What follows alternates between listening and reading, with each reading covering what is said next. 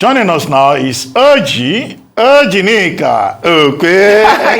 You're so happy. With stories trending around the world. Hello, Junex. I do have stories. You look sharp. You look sharp. How are you both today? Thank you so much, Oji. Great. Thank you. You're looking sharper.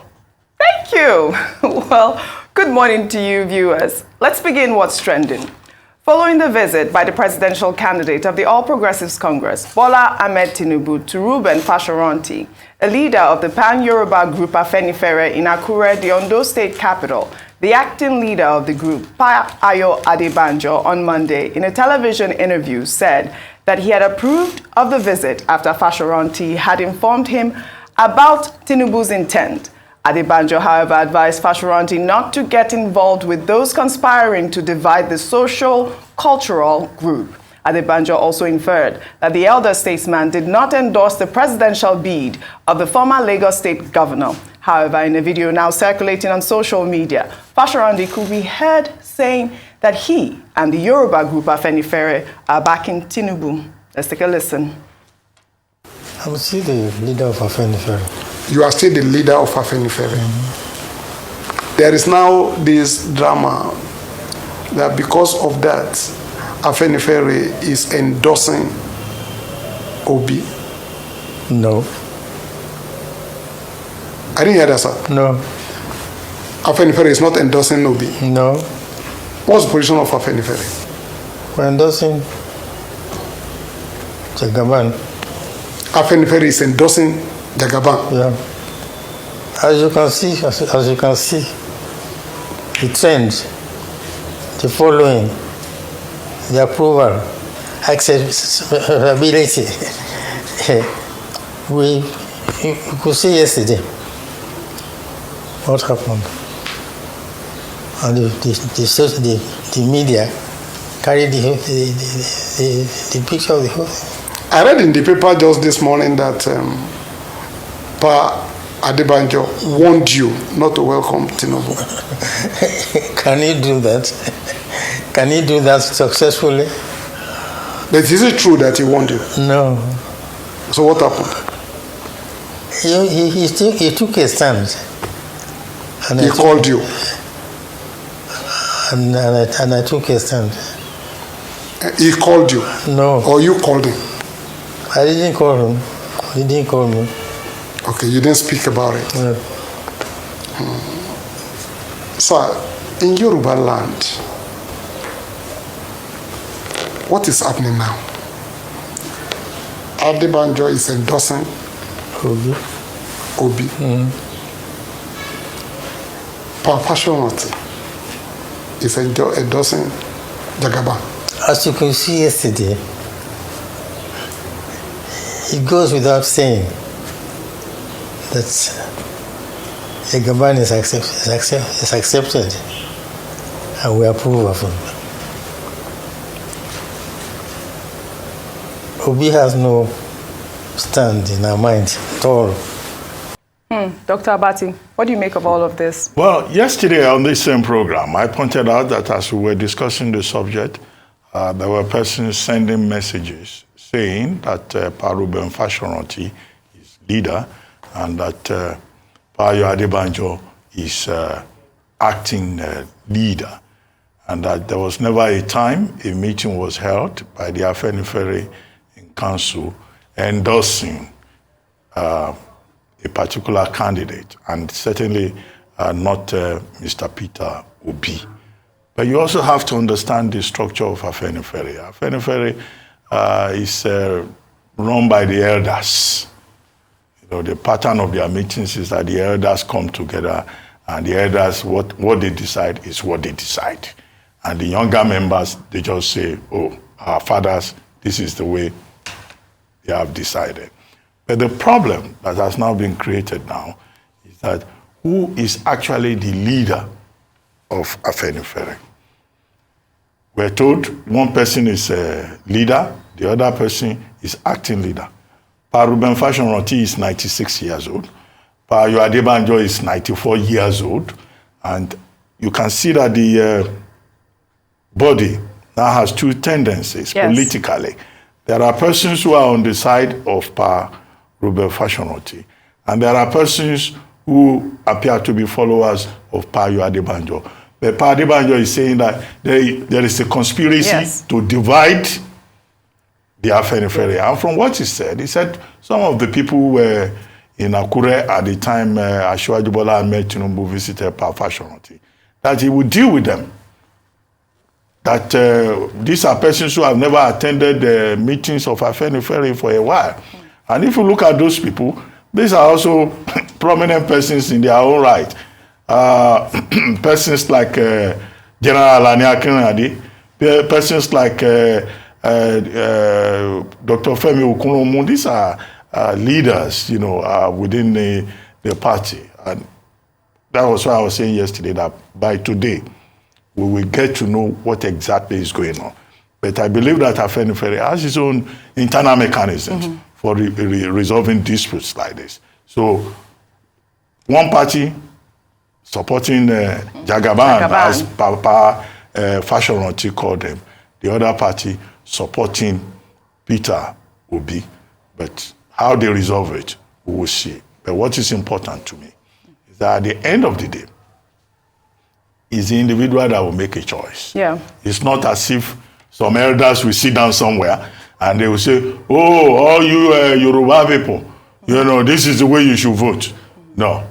But isn't it clear at this point that Pa Ayo Adebanjo is the acting leader, as he said in the interview, that Fashoronti handed over the Afenifere to him yesterday? That's what he said. So he obviously is the leader at this point. But also, if you look at the pattern of leadership in some of these Yoruba groups, once they say you are the leader, you are like a monarch. It's like a kingship. Goes on. It's like a kingship position. But then there was also the part that he said that he didn't need to consult with Fashoronti to endorse Peter Obi because he's the leader of the group. Well, one thing is certain in all of this. Sad to say, Afenifere is divided. Yes, at this point. But that's the reality on ground.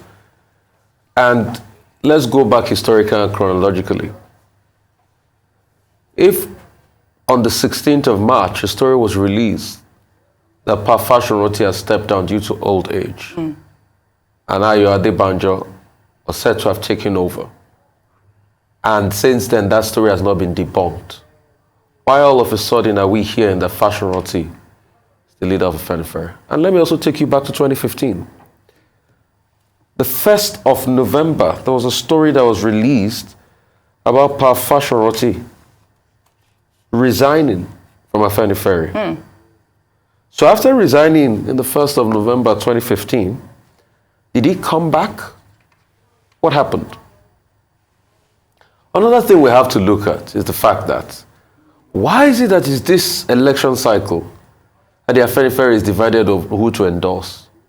Normally straight on, they endorse and our friend of blessed memories, Onyema Odumaki, used to be the one to sign it all out, sign off on the endorsements and things like that, and we'll take a side. Could it be because Onyema Odumaki is no longer around? Because I know he ran that, secretariat of some sort, if there's anything like that for Afenifere.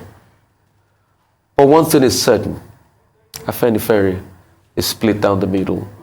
Pa Ayo Adebanjo yesterday in the television interview claimed that Pa Fashoronti called him. Yes. And he told him, don't get yourself muddled up in this. In fact, he said that Pa Fashoronti said that he didn't want Tinubu to come. Yes, he did say that. And he was the one that encouraged him, let him come, but don't get yourself involved in their politics. Just invite him as a citizen and don't get involved. And all of this, and things have changed. But let's see how they settle things out. Yes. But it's just one group speaking. The most important person that will speak in Nigerian election will not be Afenifere. Will be the Nigerian people and with their ballot paper and their PVCs in 2023. And that's why I hear November is the month a lot of PVCs are going to come out. Go get yours now.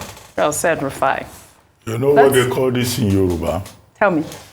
Well, although it's not good we keep speaking Yoruba on television. It's okay, you're educated. But we interpret it. They call it Ijagbameji. Conflict, I know what you mean. Conflict, for the benefit of our viewers, conflict between two elders. Yes. So when two elders are fighting, we let them resolve the matter. All right then. Well, let's move on to highlight two prominent Nigerians that have distinguished themselves in the media and aviation industries.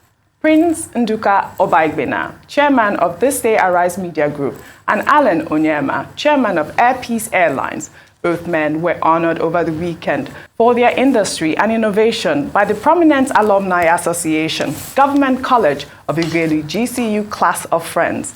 Onyema was awarded the Man of the Year for his landmark strides in aviation and his humanitarian interventions, while Prince Nduka Obaigbena was honored with the Mariner of the Century. Both men during the ceremony called on well-meaning Nigerians to come together to salvage the country's education sector. We all have to wake up together to save education in this country. You can imagine what we did when we did it as students. Can that be done today? We have to ensure that we find a means to salvage education, because government alone cannot fund education. Old boys of every school must first take over their schools as trustees and raise funding for the school. Government alone, no government alone anywhere in the world can fund education alone, especially tertiary education. You can do that at the primary or secondary school level, but at the tertiary level, it is difficult to depend on government and government alone to fund education. So I call on the corporate citizens and the corporate world to show a little bit more of CSR towards helping in the funding of education. I would even suggest maybe some kind of education tax, because without education we will be nowhere. Education is the key to everything we desire. I think that this is such an important call by both men about the education sector. Well, congratulations are in order for both men. Prince Nduka Obaigbena, who recently received the Commander of the Order of the Niger, also received this award last night. I mean, it was on Sunday. I apologize. This event was on Sunday. Congratulations to both of them. Dr. Abati. Yes, congratulations are in order, and the two honorees are well chosen. The honor is well deserved. And Government College Ughelli is one of those, schools with a lot of historical importance. A school that was founded, I think, 1945. It was first a Wari Middle School before it later became Government College Ughelli. A school which, in terms of what it's been able to do in more than 75 years, has produced some of the most distinguished professionals that this country has ever known, including Professor Baro Ikime, B.A. Akure, Ambassador B. Akure Clark, Professor J.P. Clark, Professor Ishe Sage. The younger generations will include Charles Edosonwa. It's a school, with great historical importance. So for such a school to now even go out of their array of distinguished people to also say, oh, we want to have a special occasion to honor persons who have gone to other schools, but who embody the standards, the excellence that Government College Ughelli stood for. That's commendable. Prince Nduka Obaigbena is a product of Edo College. Mr. Onyema also went to another secondary school, but they've been honored as mariners. That's what products of that school call themselves. And it's a title that they don't joke with. It's a title that they are very proud of. I said both of them are most deserving. Mr. Obaigbena is not new to education. He publishes one of the newspapers in this country that promotes education, enlightenment, information. He was involved in the Safe Schools Initiative in Nigeria here with former UK Prime Minister Gordon Brown, and also former Minister of Finance, now WTO Director General Dr. Ngozi Okonjo-Iweala. And the point he made there, that government cannot do it alone, is a very valid point. That these days, look, all students have to remember their schools, because many of our schools have become empty shells. If many of us went back to the secondary schools that we attended, we will be shocked at what we will see. So that old tradition, even the alumni, even if it is to put pressure on government and also inspire the younger generation, that will be significant. Onyema has also done a lot in terms of what is done in aviation. His patriotism, is remarkable. You'll recall when there was that crisis in South Africa, and he personally volunteered, aircraft to go and bring Nigerians who were in distress back home here. He's also one of the major employers of labor in Nigeria. Both of them are, great employers of labor. And their commitment to the country is something that should continue to be celebrated as good examples, as a source of inspiration for other Nigerians in a country where there are Nigerians who are involved in counterproductive efforts. Every Nigerian that we see with sterling contributions to the public space deserves to be celebrated. So congratulations to both of them. Absolutely. I mean, the call for education right now, you always speak about out-of-school children in Nigeria. I think it is so important for both men to lend their voice to that cause. I mean, it's very apt, and I'm really excited about, the honor coming to Prince Nduka Obaigbena, because he's done a lot as regards education. And while speaking, he also talked about the quality and the standards. I mean, people like Prince Nduka Obaigbena, way back, secondary school, university students, they had started leading the way in media conversations, as regards shaping the future. Prince Nduka Obaigbena ran a column then called Leke Leke. He was a cartoonist. And these cartoons, were very insightful and impactful in shaping the conversation and the public space. And the question is, how many schools even have a school journal, again, produced by the students? What are the literary and press clubs like? What are the extracurricular activities like? What do secondary school students even debate on? Do they have debate programs? Do we have mindset for them for intellectual exchange and things like that? So those are the things we should look back on now, how we can even improve quality, improve standard, improve interaction, so that our schools can be empowered everywhere in the world. There's a rating called PISA of schools everywhere in the world, numeracy and the likes. I know Nigeria has not gotten on that PISA rating thing, but if we were to be rated on PISA, what role are we going to take? Countries like Estonia have been able to help, show up the study of STEM in their country. Countries like China have done a lot. But where are we as regards education? Where are we as regards numeracy and learning? We have over 20 million out-of-school children. How are we buffering? How are we bringing the Almajiri children into the educational fold? Because see, if we lose this generation, we lose the future. And the only way we can take on this generation and take on the next generation is by investing in the education.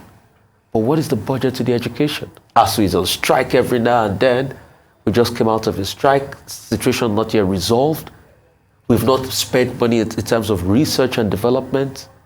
All of these things are things government needs to introspect. And I'm happy that they're putting the front burner on education. But congratulations to both of them, Onyema and Prince Nduka Obaigbena. Well said, Rufai. Congratulations are in order. Let's take another story.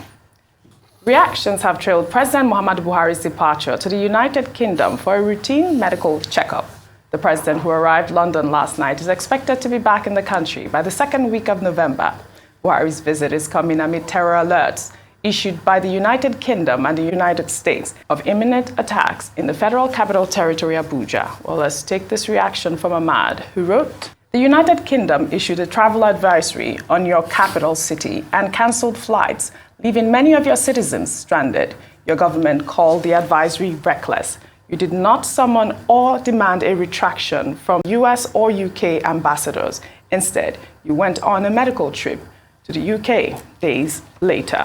In the meantime, the National Security Advisor, Babagana Mongono, while speaking with reporters after a security meeting on Monday, said that the security situation in Nigeria does not warrant travel advisories and terror warnings from the United States and the United Kingdom. He urged Nigerians to go about their lives, adding that the security agencies are putting measures in place to forestall any attack. Without giving the impression that Nigeria is skating on thin ice and we're about to implode, that I would want to dispel any illusion about any heightened sense of insecurity. It is false, it is irresponsible for anybody to give that signal. But there will be a lot of interpretations of this alert. It is an unnecessary distraction. As far as we are concerned, The safety, the security of Nigerians is paramount, and as far as we know, there's nothing untoward so far. Nigerians should be allowed to go about their legitimate undertakings without being put in a tight spot.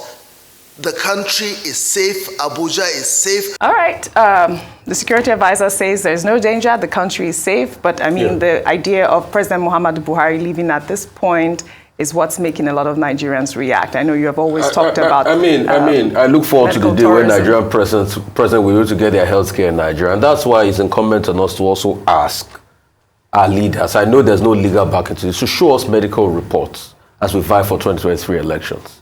You know, because we have a president that goes abroad every now and then. I'm not saying he shouldn't check his health, but let us also look at the optics on our nation.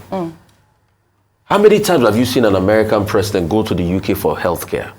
Or the British Prime Minister go otherwise? And that's why good on the Vice President for taking that health procedure here at the Dodgers International Hospital. That spoke volumes, although it was politicized, but it's a big indication. This was the same healthcare system in Nigeria, the likes of University College Teaching Ibadan in the 70s, where the Saudi royal family used to come. I think in the next person that's going to be president of Nigeria should work on it.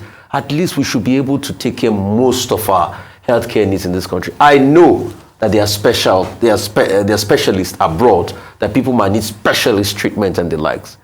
But also, we should introspect on our healthcare system. Is it any better? No. I know private investment is coming in, but it's not where we want it to be yet. And we should look inwards as regards this. But wish him the best as he goes for his routine medical checkup. He has a right to go check his health and all of that. But going forward, I just hope a lot more clarity will be put into things like this. All right, Dr. Bati. Well, it's the same familiar narrative. Every time the president travels, people are saying, oh, he's going abroad for medical checkup. Why can't he do it here? He's going to use our money. Well, Garuba Shehu and Femi Adesina, they had responded to this so many times to say that, look, he has his doctors who have been attending to him long before he even became president of Nigeria. And that, you know, he just follows that process based on appointments. And, you know, when somebody has a health issue, they have the right to take care of themselves. For crying out loud, the president of Nigeria is 79 years old. Okay, it must be used to a particular routine. All the points about the health sector in Nigeria, yes, well taken, points were made. But we don't need to, every time, be pugilistic over, oh, there's terror alert, the president is going on medical trip. In fact, that's even an indication of an expression of confidence that he can afford to travel. That's how you see it, because it is safe to leave Nigeria at home. There are people who can take charge there. That, you know, there's no emergency. That's the kind of messaging that I see. But as for personal details, we've said enough about that. All right. Well, why don't we take our final story? This has been trending on social media. Following the victory by the Nigerian Flamingos on Sunday after they defeated Germany 3-2 on penalties to clinch the bronze medal at the FIFA Under-17 World Cup in India, a video showing both teams vibing to the viral hit song, Cough, by Nigerian Afrobeat star Kiss Daniel, has gone viral.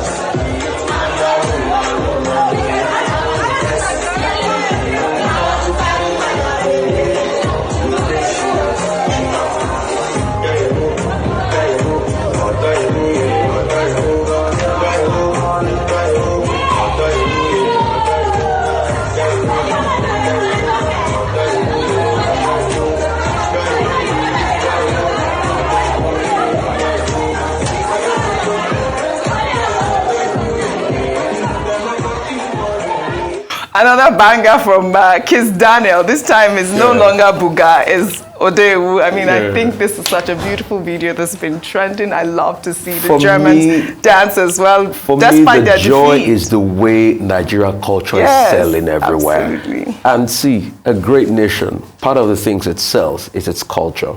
And kudos to all the culture merchants in Nigeria that are selling Nigerian music, movie, theater, poetry, and everything. We're taking over the world. This country is a great country. Absolutely. Entertainment Okay, is the new gold. Go ahead. Oh, okay. Very quickly, I was just going to say, this was at the lobby of the hotel. Yes. After a match that the Germans lost to the Flamingos of Nigeria. So, good demonstration of the spirit of sportsmanship. I loved it. Right? Yes. The fact that one group won, one group lost, didn't matter. They came together. 2, music as a universal language. Yeah. Look at the rhythm. The Germans, they could relate. Absolutely. 3, how music, culture, can be used as instrument of diplomacy and for unity. Absolutely. Not enough time. I love that. To go into the theory. Thank you very much. For your great analysis, as always. Well, that's all I have for you on What's Trending today. I'll see you tomorrow.